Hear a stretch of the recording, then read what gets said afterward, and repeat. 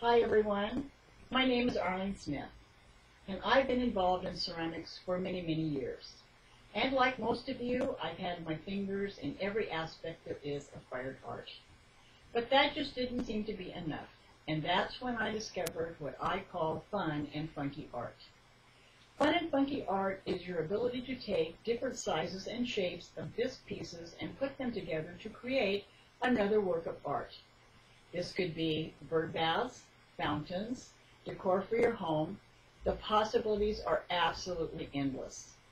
I'm very pleased to say that on June 2nd, we will be presenting our very first Fun and Funky webinar. In this webinar, we will be completing the cute Dracula you see behind me. What a great conversation piece for your Halloween party, or really cute by your front door greeting your trick-or-treaters filled with Halloween candy. In this seminar, we will talk about the do's and don'ts and ins and outs of creating this type of art. We will also talk to you about equipment, tools, and hardware you will need. So please plan to join us on June 2nd, 5 o'clock Pacific Standard Time for our very first Fun and Funky webinar. Hope to see you all then.